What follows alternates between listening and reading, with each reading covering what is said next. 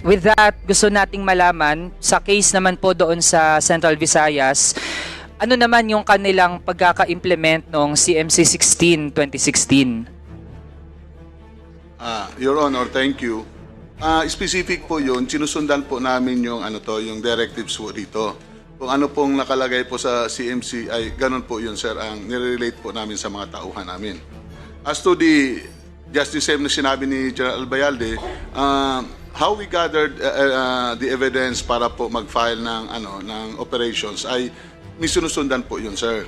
Okay, then pagka may enough evidence, anyway, authorized naman po sa batas yung mag-bypass, diba? So, pag na-confirm ng mga tao namin, they conduct either mag-apply ng search warrant or they conduct the bypass operations. Ganun po, sir, ang procedures doon. Mr. Chair, pagdating po dun sa mga binabanggit ng pulis na mga suspected na mga drug pushers man, halimbawa yung often cited po na nanlaban, sa ganun pong mga instances na merong nanlaban, pwede po bang maipaliwanag sa ganung mga instances, ano po ang ginagawa ng pulis? Pagka meron pong casualty, actually, ang nanlaban na term is used by the media, Your Honor, but pag meron pong casualties during the police operations, ay meron po kaming built-in procedures doon. Immediately po ay ang IAS namin ay nagkakandak po ng Internal Affairs Service namin, immediately conduct their motu proprio investigations doon.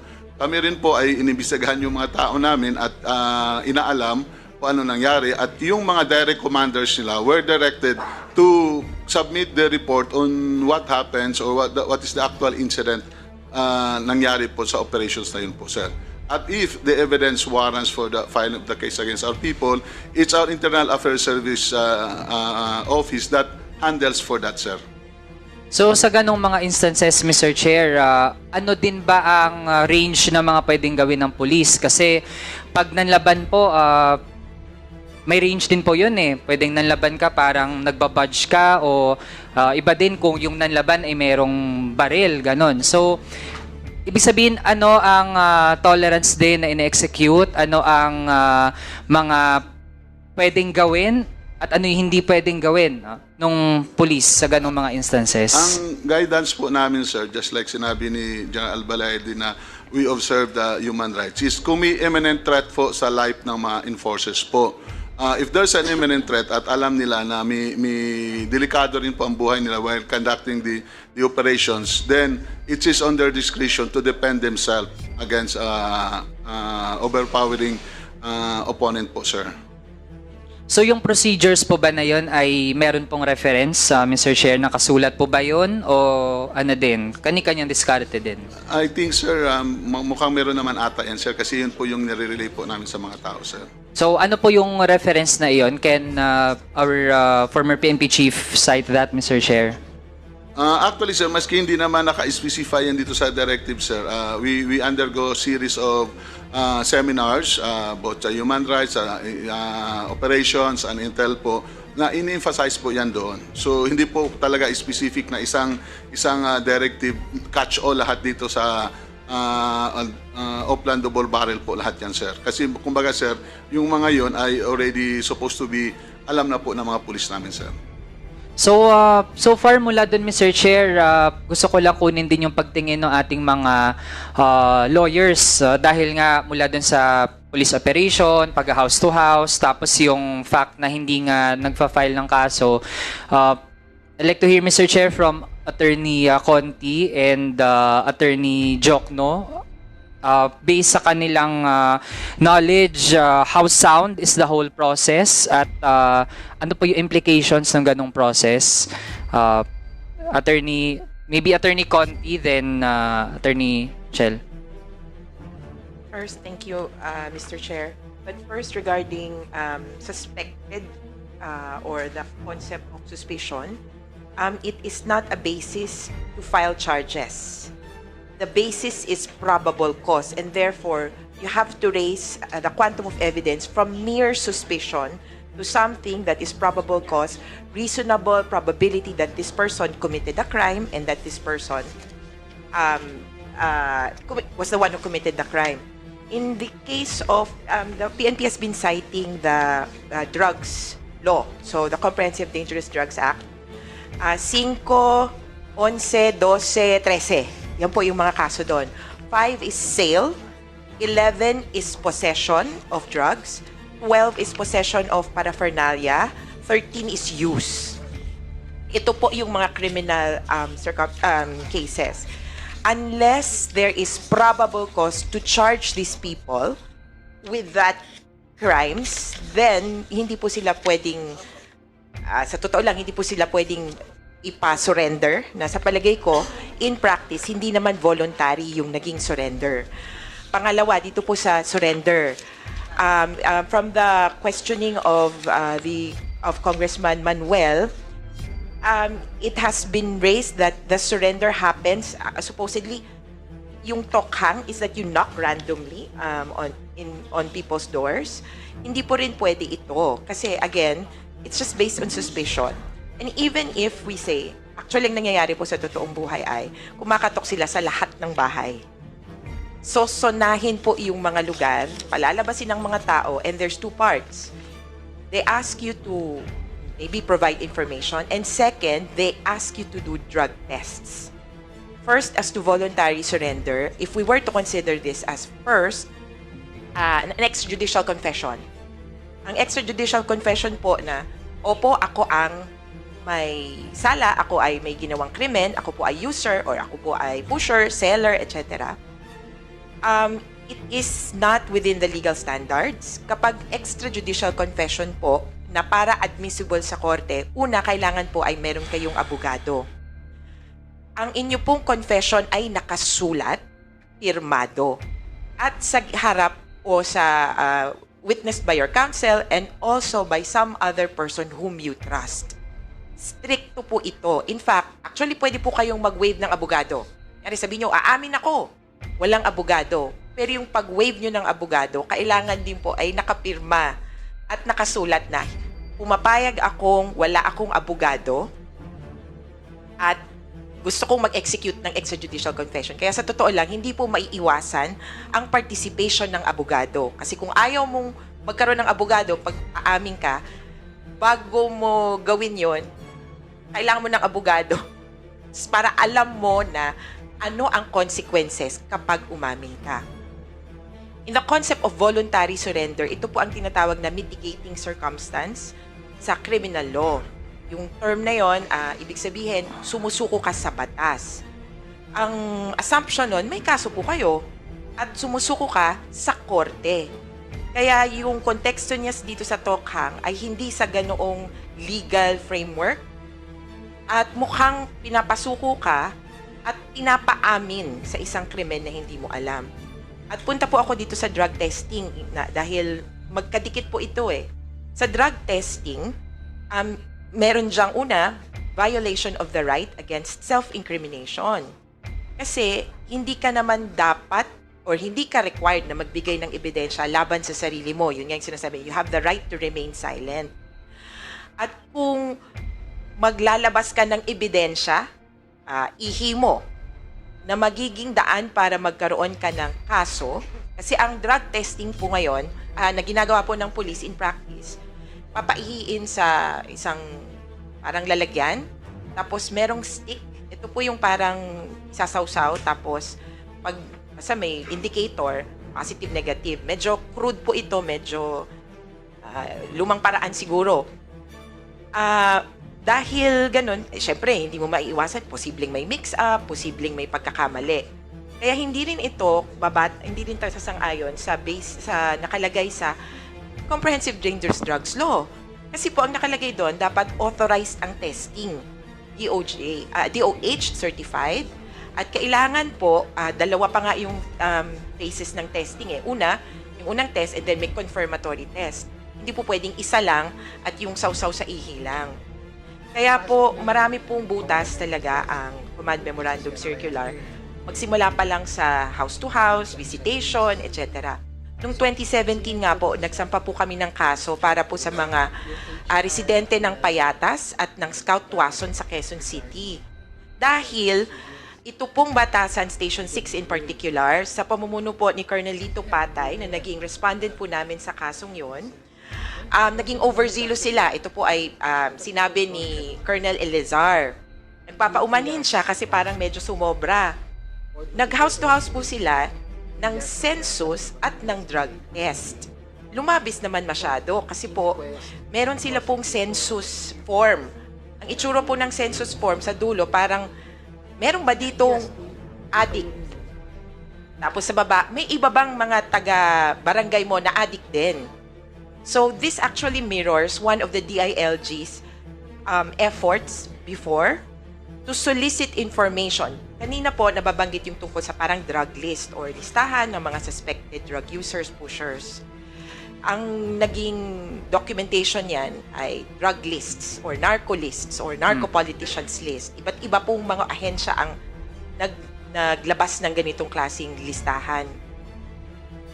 Dito po sa ganitong parang community sourced information, naging problematic kasi parang kahit kapitbahay nyo, pwede nyong isumbong kahit hindi totoo.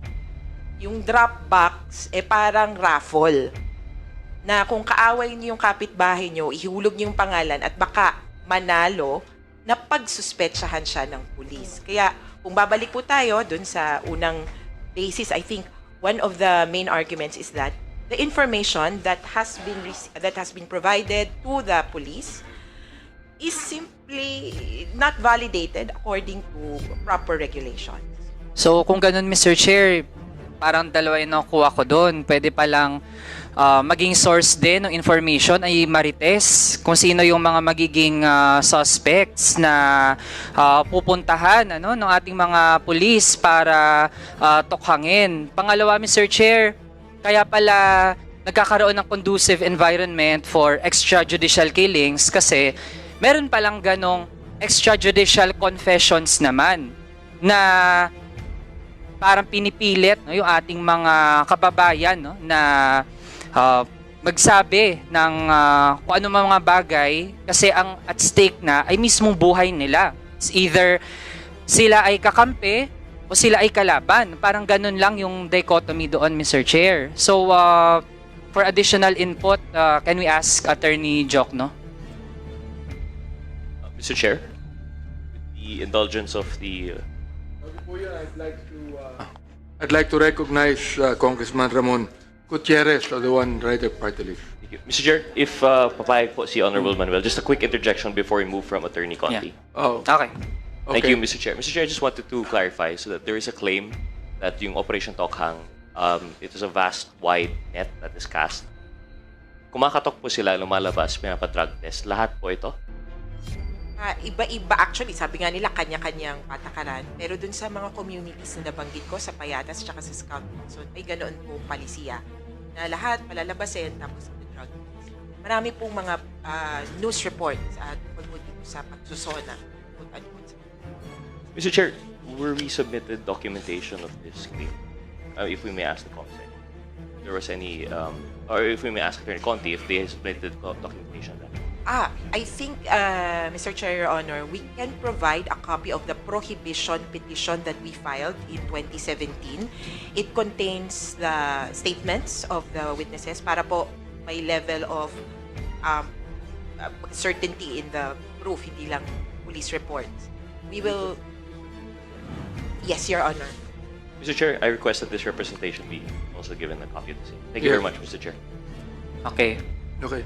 Mr. Chair, can we hear from Attorney Joc, no? I think Your Honors, I think the law is clear as far as the job of the Philippine National Police is concerned. They are there to gather evidence and then apprehend people who are committing crimes and engaged in criminal activities.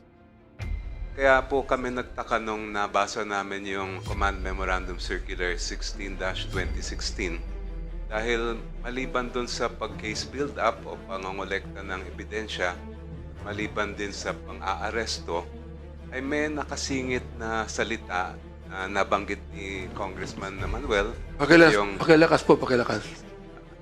Kaya po kami nagtaka nung nabasa po namin yung Command Memorandum Circular 16-2016 na maliban doon sa pangongolekta ng ebidensya, pagsagawa ng case build-up at pag-aaresto ng mga kriminal, ay may nakasingit na salitang negation at neutralization. Ang klaro naman sa mga manual po ng PNP na pwede silang gumamit ng lethal force only in very limited circumstances pagka talagang lives are in danger. Pero dalawa po yung pinagtatakahan namin doon na since their job is to collect evidence and then arrest people engaged in criminal activity, bakit pa kailangan lagyan ng negation at neutralization? Clear naman yon na hindi kasama sa trabaho nila yon. And it's also clear from the manuals of the Philippine National Police na pwede lang silang gumamit ng force, lethal force, in very, very limited circumstances. At bawal din ang excessive use of force. So yun yung pinagtatakahan din namin sa Command Memorandum Circular 16-2016. These are also arguments that we have brought to the court, the Supreme Court. Okay. Mr. Chair, ito na lang ilang mga punto. Mr. Chair, sabi sa The Drug Archive, isang collaborative project ng Ateneo School of Government, De La Salle, Philippines, UP Diliman, tsaka Center for Investigative Journalism sa Columbia University. Sabi po nila, the deadliest months, yung sa Tokhang, were the first 3 months after former President Duterte was sworn in. Kasama po dyan July 2016 with 738 recorded deaths. August 2016 with 633 deaths. Tsaka September 2016, 690 deaths. Nasa ilalim po ba ito ng term ng ating mga former PNP chief? Your Honor, hindi pa po ako designated doon sa 2016. Hindi pa po ako general doon. How about po kay former PNP chief Albayalde? It was former Chief Senator Bato, who is the Chief PNP then, Mr. Chairman. Mr. Chair, was it either of our former PNP chiefs present na nag-issue din itong ating pinag-usapan na Command Memorandum Circular 16, Series of 2016? Pardon, Mr. Chairman. Kayo po ba, Mr. Chair, yung pumirma nitong Command Memorandum Circular 16, Series of 2016 na basis ng Oplan Tokhang at yung double barrel? It was then Chief PNP Senator De La Rosa, Mr. Chairman.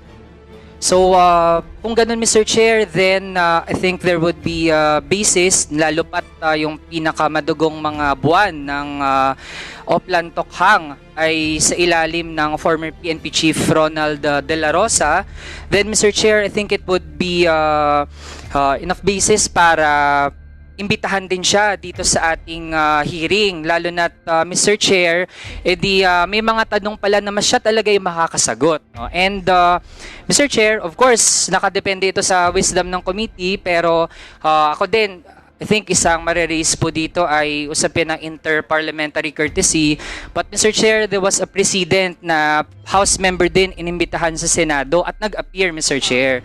So, if we stand na hindi po mas mababang kapulungan ang House of Representatives and the Senate can invite members of the House, then I think yung kabaligtaran dapat pwede rin, Mr. Chair. And if there are people who are really adamant against investigations of the ICC kasi tinuturing na foreign body siya, then we have a local avenue here dito sa committee, Mr. Chair, para magpaliwanag sila at sumagot ng mga tanong once and for all. So, yun na lang muna sa ngayon, Mr. Chair. Salamat. I would like to inform our good Congressman Party List Kabataan that we have always informed Senator De La Rosa on this hearing. No? And if he would like to attend, he is welcome to attend. But of course, he will still follow the parliamentary courtesy, being a sitting senator. O, yan ang gagawin po natin. Now, personally speaking, kung General Abillate, I support the anti-drugs campaign.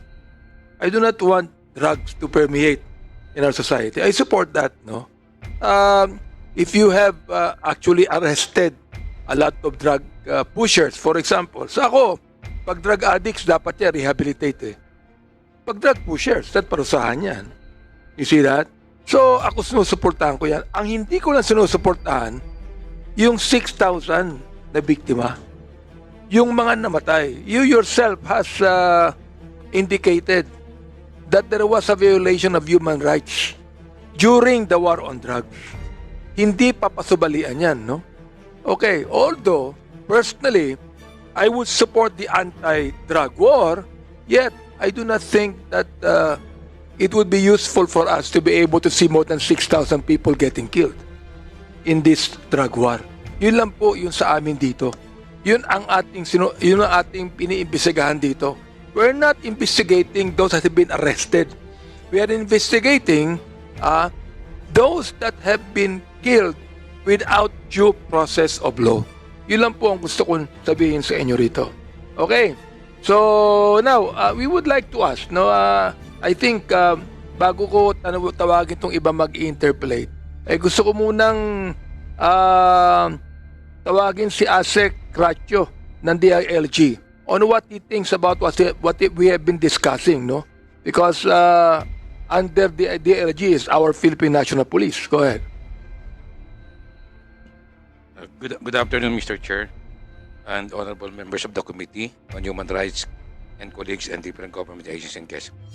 Sir, this representation respectfully manifests the Department of Interior and local government's acknowledgement of the seriousness of the Congress-initiated investigation and review of the slain victims of the government war on drugs. Sir, DILG supports Congress in this session and in these efforts. Thank you very much, sir. In this juncture, I would like to commend DILG because in their war on drugs, almost no one has been killed. Pwede pala mangyari yun eh. Di ba, Asek Cratio? Pwede pala mangyari na you have been there for more than a year, yet no one has been killed. Yet you are able to apprehend drug lords. You're able to, just recently, in Cebu, 40 billion worth of drugs has been seized. Diba? I mean, I commend the DILG for realizing that you can have the anti-drug war without any victim at all. Your comment? Maraming salamat po, Mr. Chair. Yan po ay nangyari sa lahat po ng pagtutulungan ng lahat po ng